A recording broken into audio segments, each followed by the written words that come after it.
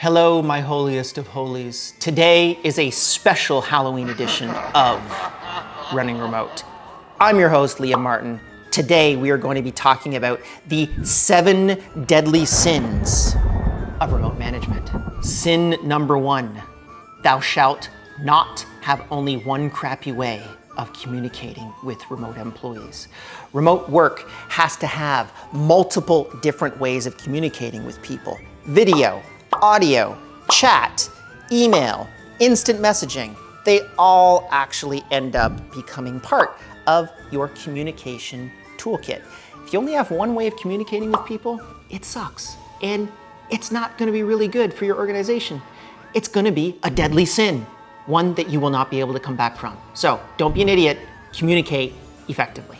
Sin number 2, thou shalt not only communicate online, but thou shalt instead have a physical team retreat as much as thou shalt can afford.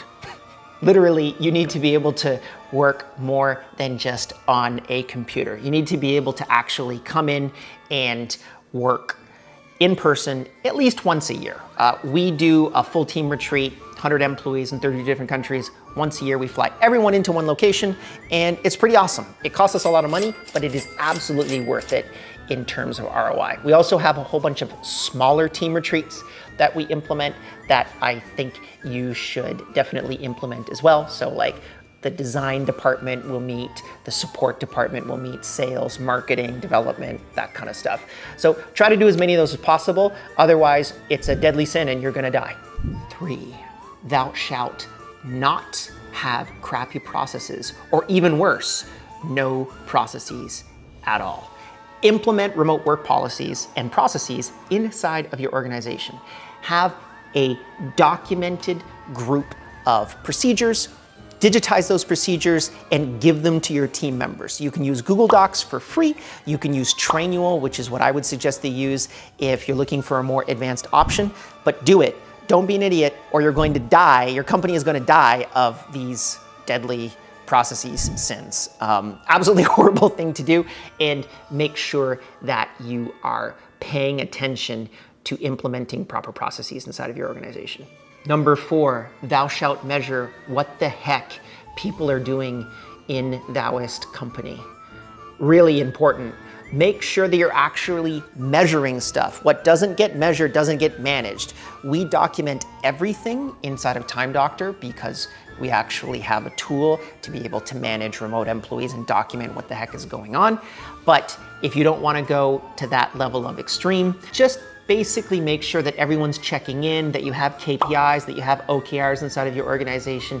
Make sure you're documenting all that stuff. Otherwise, people really aren't going to know what they're supposed to be doing, and without proper clear management and then metrics connected to that management, your organization won't succeed. Number 5, thou shalt not make decisions without discussing it with the stakeholders in your company. This is a bit of a sneaky one. This gets away from people a lot. If you are a remote founder, don't just make decisions that people have been working on for weeks and months without actually giving direct input. They'll feel really left out and it will hurt your remote company culture. So make sure that you're making those decisions with all of the stakeholders involved. If you just make those decisions independently, or even worse, you make them with people that are right in front of you and you're not talking to your remote team members, it's really gonna hurt your company culture. So make sure you're not doing that. Number 6, thou shalt not do calls without turning on your webcam, even if you look like an idiot like me. Really important to be able to do video calls when you are working remotely. You get more communication. You can see the nonverbal cues in my face. If you don't have that, you really aren't getting the same level of richness inside of the meetings that you're doing, and it's really important. So make sure you're doing it, and if you're not doing it, you're an idiot, and your company's probably gonna fail. And the 7th sin is, thou shalt not be a dick to other people inside of your organization, particularly ones from other countries. Everyone should be accepted equally. And this is something that I know for probably a lot of people in North America, they just think, oh, of course, this is how you should be working. But when you have so many different cultures coming together, there actually ends up being a lot of conflict. We've got Ukrainians working with Russians. We've got Nigerians working with Saudi Arabians and with Filipinos and with Americans and with Colombians and Venezuelans and Brazilians. And we have this hodgepodge of an organization that has all of these different cultures. And sometimes there actually ends up being a little bit of cultural tension. So it's really important that you communicate very clearly what you stand for as an organization and make sure that you're nipping that kind of stuff in the bud, because if you end up disrespecting people inside of the organization, or if your people end up disrespecting other people inside of the organization, it's not gonna end up well for you. You're gonna go out of business, guarantee it, it's gonna happen.